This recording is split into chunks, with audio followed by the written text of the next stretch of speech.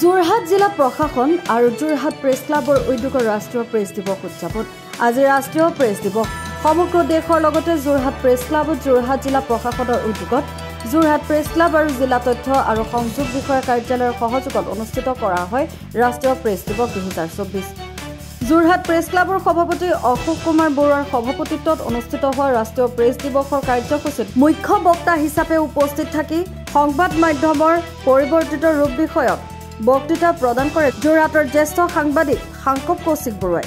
এই অনুষ্ঠানত বক্তৃতা প্ৰদান কৰি বৰুৱাই সংবাদ মাধ্যমৰ পূৰ্বৰ পৰা বৰ্তমান সময়লৈকে অহা পৰিৱৰ্তন সন্দৰ্ভত উল্লেখ কৰে। আনহাতে এই অনুষ্ঠানত বিশিষ্ট অতিথি হিচাপে উপস্থিত থাকি যোৰহাট জিলাৰ অতিৰিক্ত আয়ুক্ত পংকজ বৰাই বহু গুৰুত্বপূৰ্ণ কথা প্ৰকাশ কৰে সংবাদ মাধ্যমৰ পৰিৱৰ্তিত স্বৰূপ সম্পৰ্কে। আনহাতে সাংবাদিক বিৰাজ বৰুৱাই আঁত ধৰা অনুষ্ঠানত উপস্থিত থাকে ত্ৰিদীপ নন্দন বৰা প্ৰমুখ্যে যোৰহাটৰ সাংবাদিকসকল। Bureau report news update. সংবাদ মাধ্যমৰ স্বাধীনতা সুৰক্ষা কৰিবলৈ এটা প্ৰেছ কাউন্সিল গঠন কৰাৰ পৰিকল্পনা কৰিছিল। পৰিকল্পনা মৰ্মে ৰাষ্ট্ৰীয় প্ৰেছ দিৱস হিচাপে পালন কৰি অহা হৈছে। ৰাজ্য চৰকাৰৰ সিদ্ধান্ত মৰ্মে আজি আমি ৰাষ্ট্ৰীয় প্ৰেছ দিৱসটি জিলা প্ৰশাসনৰ উদ্যোগত যোৰহাট প্ৰেছ ক্লাব আৰু জিলা তথ্য আৰু সংযোগ বিষয়াৰ কাৰ্যালয়ৰ সহযোগত অনুষ্ঠিত কৰিবলৈ লৈছোঁ।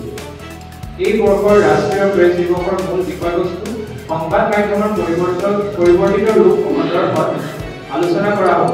গতিকে মই পুনৰবাৰ আজিৰ এই অনুষ্ঠানলৈ আদৰণি জনোৱাৰ লগতে আপোনালোক সকলোৰে সহায় সহযোগিতা কামনা কৰিম। ধন্যবাদ জনাইছোঁ। ইয়াৰ পাছত আছে বিশিষ্ট অতিথিৰ ভাষণ দিব আমাৰ মাজত প্ৰেছ দিৱস উদযাপনৰ হেতু এই অনুষ্ঠানত আজি যোৰহাট প্ৰেছ ক্লাবত এই বিশিষ্ট সভাত উপস্থিত থকা মহাজনবৰ্গিষ্ট আজিৰ আমন্ত্ৰিত বক্তা তথা সংবাদকৰ্মীসকল। ৰাষ্ট্ৰীয় প্ৰেছ দিৱস 1966 চনতে প্ৰেছ কাউন্সিল অফ ইণ্ডিয়া গঠন হৈছিল আৰু প্ৰেছ কাউন্সিল অফ ইণ্ডিয়াৰ ৰাখি এই দিৱস উদযাপন কৰা হয়। এই দিৱসৰ মূল তাৎপৰ্যটো হ'ল যে আমাৰ দেশৰ সংবাদ মাধ্যমৰ বা সংবাদ সেৱাৰ লগত জড়িত ব্যক্তি সংবাদ সেৱাৰ স্বাধীনতা আৰু দায়িত্ববোধ এই দুটাই মূল বিষয়ৰ ওপৰতে আমাৰ প্ৰত্যেক বছৰে ৰাষ্ট্ৰীয় প্ৰেছ দিৱস উদযাপন কৰা হয়। এইবাৰো প্ৰেছ দিৱসত বিগত কেইবছৰমানৰ পৰা ধৰি প্ৰেছ দিৱসত প্ৰত্যেকবাৰে প্ৰেছ দিৱসৰ বাবে এটা থিম বা হেৰি ধাৰ্য কৰা হয়। যোৱাবাৰৰ 23 চনৰ থিমটো আছিলে মিডিয়া এণ্ড আৰ্টিফিচিয়েল ইণ্টেলিজেন্স বা মিডিয়া ইন দ্য এৰা অফ আৰ্টিফিচিয়েল ইণ্টেলিজেন্স আৰু এইবাৰৰ থিমটো হৈছে changing nature of the thing, মানে সংবাদ মাধ্যমৰ পৰিৱৰ্তিত ৰূপ।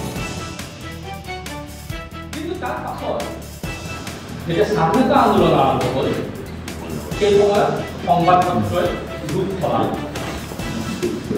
সেই সময়ৰ সংবাদ যিখন যিবোৰ আমাৰ নেতা স্বাধীনতা আন্দোলনৰ নেতা তেওঁলোকৰ সৰহভাগে হয় সংবাদ পত্ৰত লিখিছিল, নহয় সংবাদ পত্ৰ প্ৰকাশ কৰিছিল। আমাৰ তিলকৰ কেশৰী, গান্ধীৰ নৱজীৱন, য়াং ইণ্ডিয়া, কেৰালাৰ পৰা প্ৰকাশ হৈছিল মাতৃভূমি, কলিকতাৰ পৰা ওলাইছিল আনন্দবজাৰ পত্ৰিকা, এইটো অজস্ৰ আমাৰ দৃষ্টান্ত আন্দোলন কৰা হৈছে। সেইবোৰৰ প্ৰধান উদ্দেশ্য আছিল স্বাধীনতা আন্দোলনটো প্ৰতিফলন কৰা।